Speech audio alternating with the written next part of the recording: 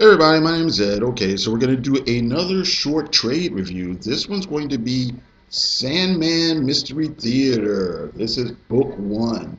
This is a 12-issue collection of stories of mystery crime tales, part of DC Vertical's line of mature comics, and they had various genres.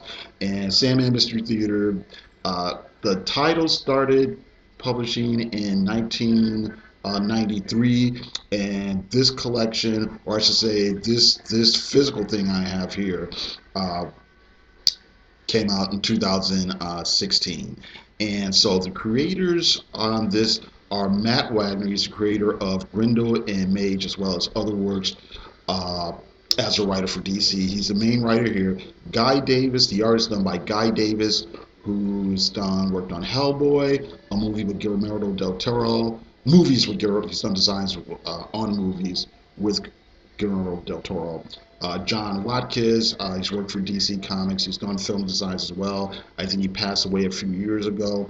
And R.G. Taylor, who's done mostly indie work. He does art chores on the last story here. And David O'Horney is the colorist, and Gavin Wilson did most of the cover art. And you know what? Hang on. Let me see if I can do something about this glare. Ugh.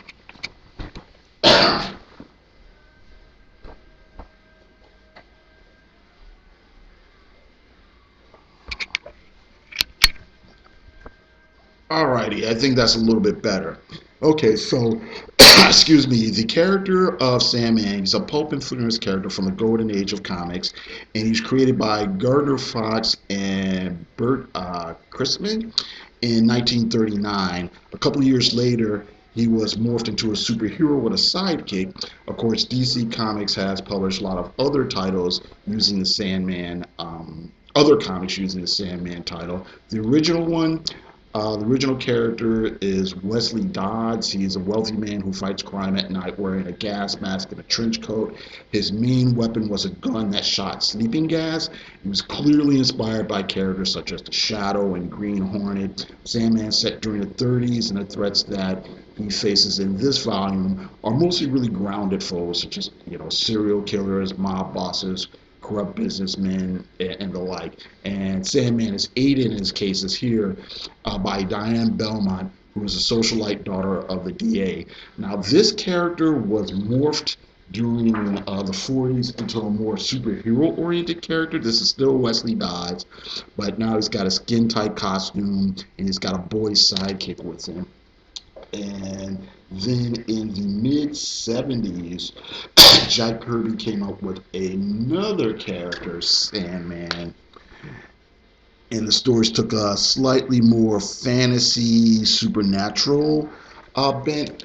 And then in the 90s, we got the Neil Gaiman version of Sandman. It was really fantasy, folklore, supernatural character.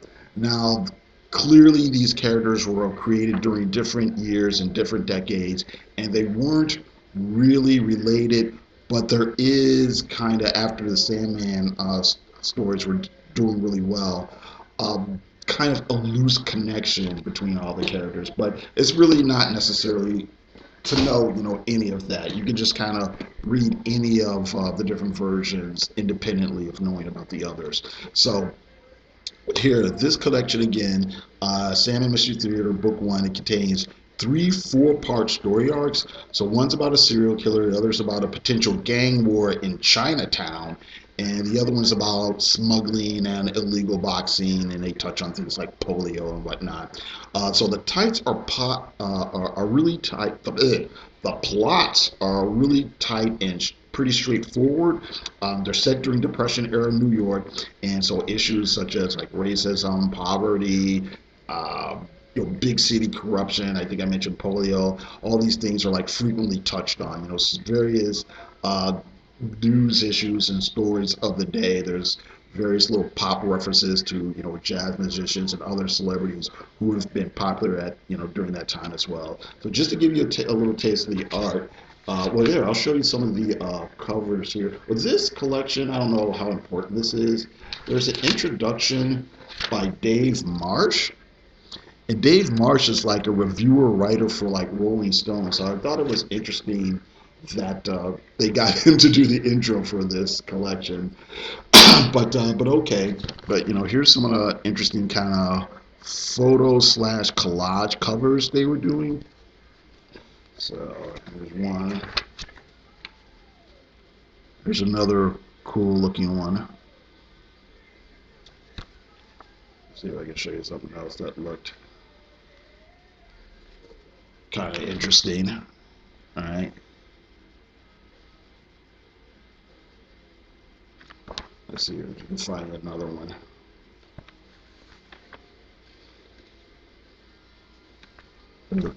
This one's kind of creepy and scary looking. But anyway, getting to the individual artists, the excuse me, the Guy Davis art. He has this kind of scratchy, semi-scratchy looking style, but I don't think it's bad. I actually kind of like it. His figures are a little loose and stocky looking, but they're kind of like the little fine lines and fine cross hatching. Really work for me. It's pretty cool layouts there. Show you some more stuff here. Right? The next big storyline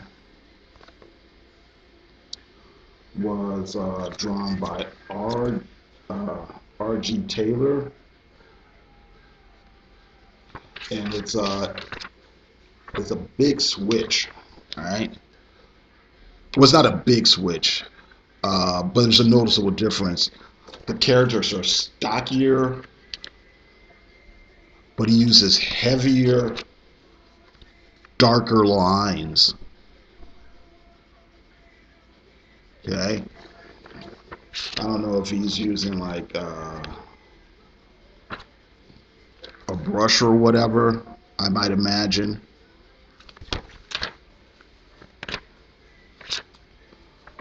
But he kind of leans into the whole sort of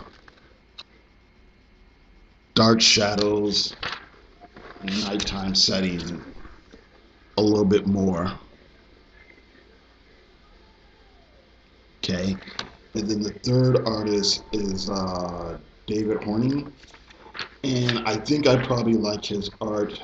Oh, here's some more R.G. Taylor. I don't know what to make about this this face down here.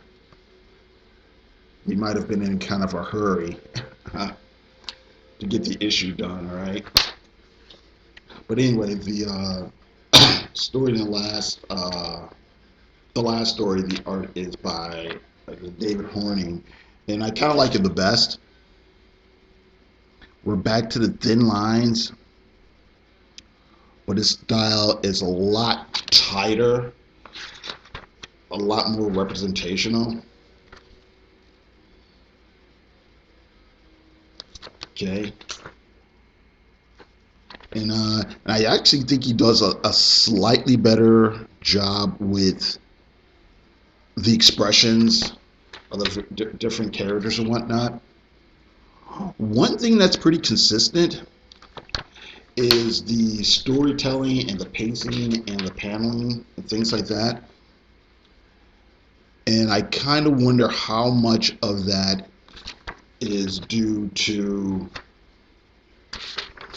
here's a scary looking person, how much that's due to the individual styles of the different artists, if they just all coincidentally have a similar approach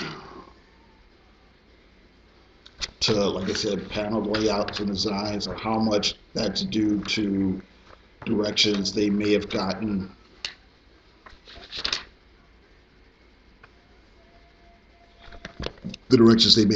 in the script by Matt Wagner. It's cool, another cool cover here.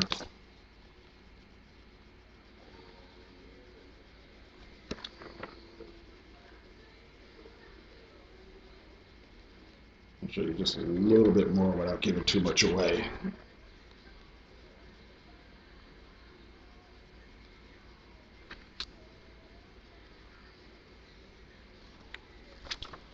A nice little action scene here.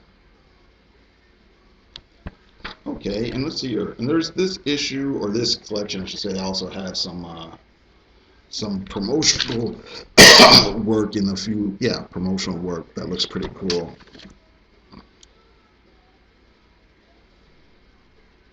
I mean, here's the cover of this. This was actually done by Matt Wagner himself. And here's a cool thing. Alex Toth. All right, pretty awesome. So okay, so yeah, like I said before, the stories here, the are just pretty much straightforward crime stories. There is some, characterization. Mostly, actually, I'd say Diane Belmont gets more uh, what I want to say, more complicated, uh, complex. That's what I want to say. More complex characterization than even Wesley Dodds. But like I said, the stories are really straightforward crime stories, mystery stories. There is some characterization, but it's not very soap opera-y, not a lot of touchy-feely stuff. Just it's basically plot, plot, plot, plot. But it's good. Like I said, if you like anything like The Shadow, The Green Hornet, if you like crime stories, anything like that, I think you'll enjoy um, this collection. So that's it. Thank you very much for watching. I do appreciate it. You guys have a great day.